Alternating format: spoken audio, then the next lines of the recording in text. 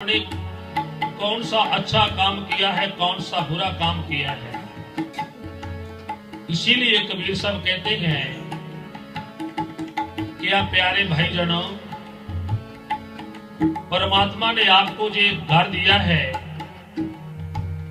कौन सा घर,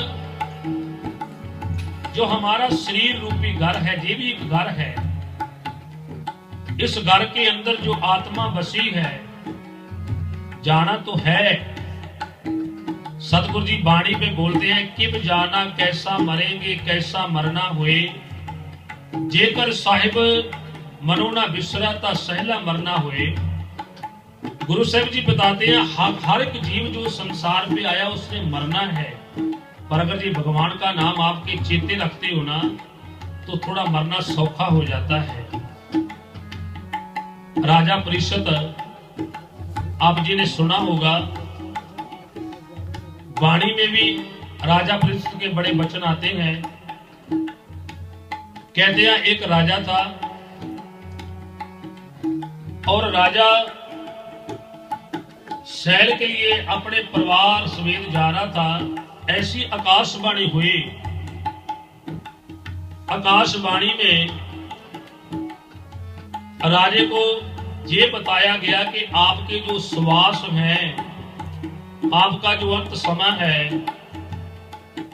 वो ऐसा अनोखा लिखा है कि अंत समय जो आपकी जो मौत है ना, एक सांप के डसने से होगी। एक बार बोलो सतनाम श्री वाहिगुरु। पंडित था बहुत सियाना, राजा जी को बता रहा था कि राजन, आपकी जब भी मौत होगी ना, एक पानी में गंगा में जब स्नान करने जाओगे, इतिहास में लिखा है कि जब आप गंगा में स्नान करने जाओगे तो आपकी पानी के अंदर एक सांप के डसने से मौत हो जाएगी। मन में विचार ऐसा है, कहते हैं कि इतिहास में लिखा है कि जब किसी को पता चल जाए कि जहां से हमारी मौत है, वो आदमी जाएगा नहीं वहां। जहां जहां समा लिखा होता है ना, वहां वहां आदमी को जाना पड़ता है। कभी भी वो जगह चल के नहीं आती, आदमी चल के पास जाता है। आदमी जाता है जहां उसका अंत समा, उसका श्वास लिखा होता है।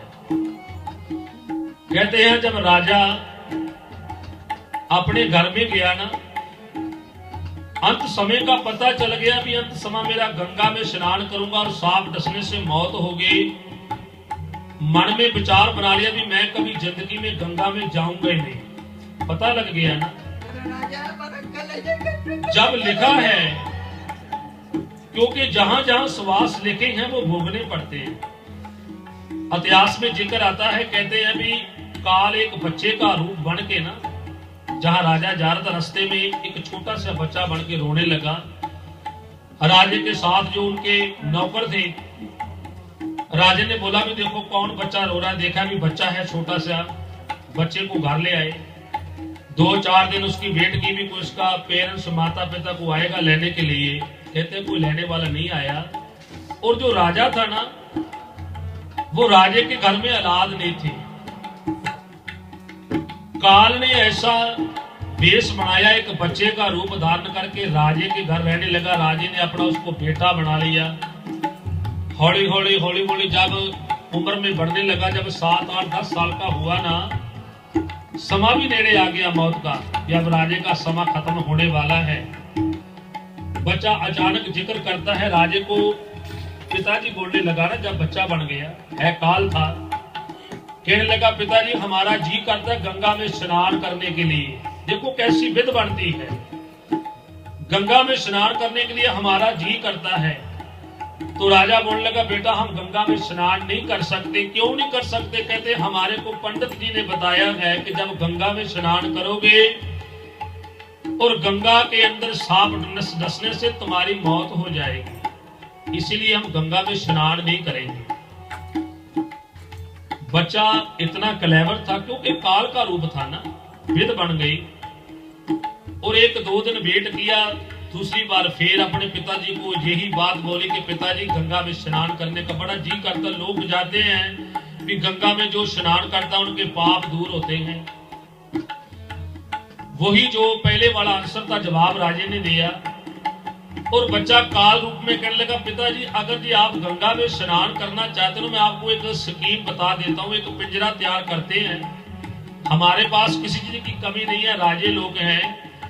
पिंजरा जाके गंगा के किनारे में रख देंगे, आप होंगे और मैं होऊंगा, दोनों जने मिलकर स्नान करेंगे। अंदर कोई आएगा नहीं, केवल पानी आएगा, पिंजरे के अंदर सांप नहीं आ सकता। राजे का मन बड़ा खुश हुआ, कहने लगा, बेटा आपने तो बहुत अच्छी बात बताई है, गंगा में स्नान भी हो जाएगा और सांप डसने का डर भी नहीं है, वो अंदर भी नहीं आएगा। सो समय थोड़ा है, इतिहास में बताते हैं, कहते हैं कि पिंजरा तैयार हुआ, गंगा के किनारे गए, पिंजरा जाके गंगा के अंदर जहां थोड़ा पानी था वहां रख दिया, अंदर से पिंजरे को लॉक कर दिया और जो नौकर थे राजे को उनको बोल दिया कि जितना चल हम आपको बुलाएंगे नहीं, आपने आना नहीं, आज हम बाप बेटा खूब रल के स्नान करेंगे गंगा। जब दरवाजा बंद हो गया ना पिंजरे का, एक दो डुबकी लगाए तो वो जो बच्चा था ना काल रूपी, उसने रंग बदलना शुरू कर दिया। कहने लगा, पिताजी कितना आज आनंद भरा दिन है, आप कहते थे गंगा में स्नान हम कर नहीं सकते, गंगा में स्नान कर रहे हैं। कहते हैं, बेटा ये तो आपने बताया था ना कि ऐसी स्कीम दी भी गंगा में पिंजरा रख के स्नान कर रहे हैं, अब सांप नहीं आ सकता। तो वो बच्चा बोलने लगा, पिताजी मैं काल हूं, मेरी ड्यूटी लाई है, उस भगवान ने आपको खत्म करने के लिए, एक बार बोलो सतनाम श्री वाहिगुरु, मेरी ड्यूटी लाई है आपको खत्म करने के लिए। समय ऐसा बन गया, कहने लगा, वो बच्चे ने ऐसा डंस मारा सब बन के, क्योंकि काल था ना। कहने लगा, राजन आपका समय लिखा था गंगा में श्वास खत्म होने थे। जब जीव पैदा होता है ना, भगवान बोलते हैं कि संसार में आने से पहले उसकी जो एक जन्म कुंडली, एक मरण कुंडली होती है, मरण कुंडली पहले लिखी जाती है।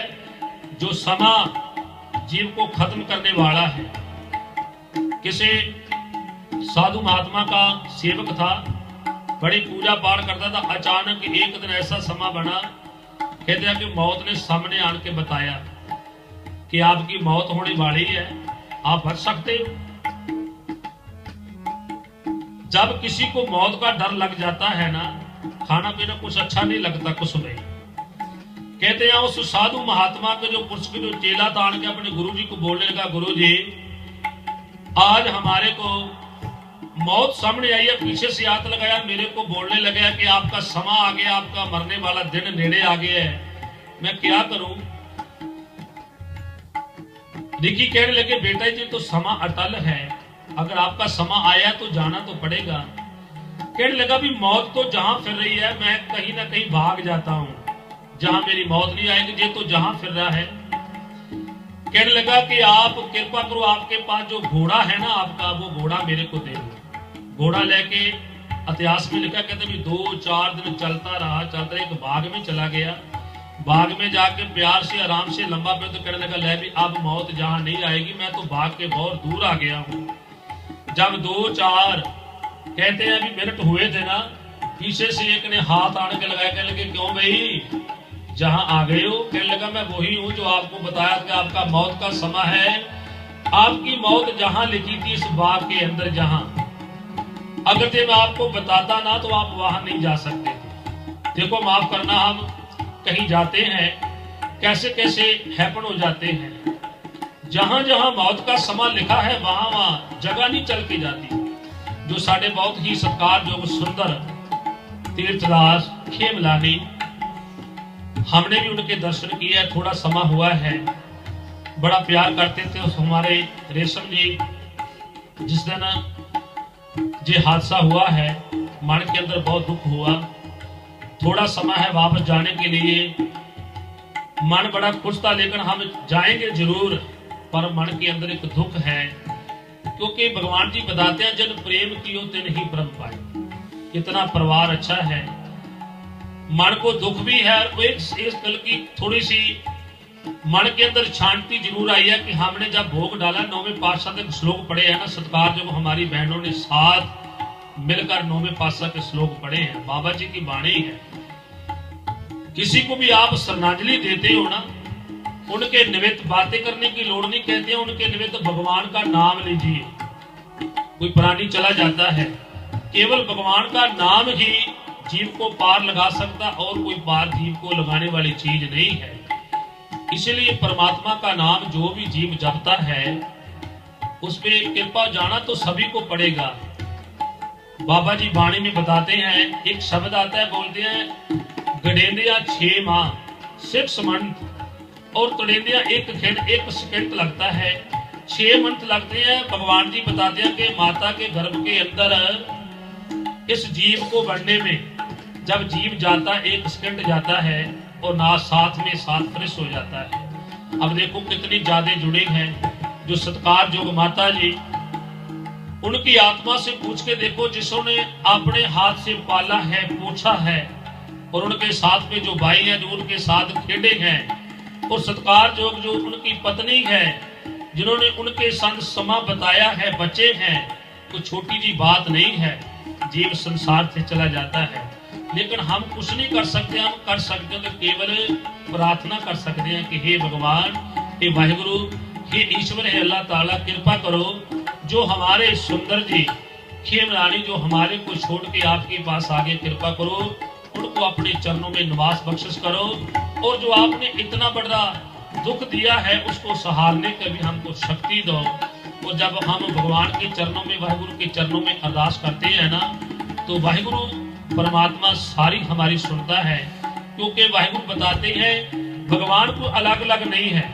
अवल अल्लाह नूर अपाया, कुदरत के सब बंदे, एक नूर ते सब जग उपजया, कौन भले को मंदे। कोई बोले राम राम, कोई खुदाए, कोई सेवे गुसैया, कोई अलाए। भावे तुसी राम आखो, भावे रहीम आखो, भावे वाहिगुरु आखो, भावे अल्लाह आखो, है तो गॉड, वो परमात्मा। वो परमात्मा ने जो नाम है वो अपने अपने ढंग से अपनी अपनी भाषा में लिए जाते हैं। इस करके आओ अरदास मिलके परमात्मा के चरणों में करेंगे कि वाहिगुरु सच्चे पातशाह जी कृपा करो, जो हमारे बीच हमारे बहुत ही सत्कार जो सुंदर तीर्थदास खेमलानी जी आपके चरणों में जा बराजिया मालिक जी, आप जी अपने चरणों में उनको निवास बख्शिश करना, और पिछले परिवार को पाना मरण का बल बख्शिश करना। सुहाओ सुंदर जी की याद अंदर व्यर्थ संतों के पास माया हाजिर हुई है, मालिक कृपा कर। सो सारे जी प्रार्थना है वो भगवान जी लेखे में लाउन। आओ आनंद साहब का सिमरन, पहले जो शब्द चल रहा था, बाबा अपना बसोएगा।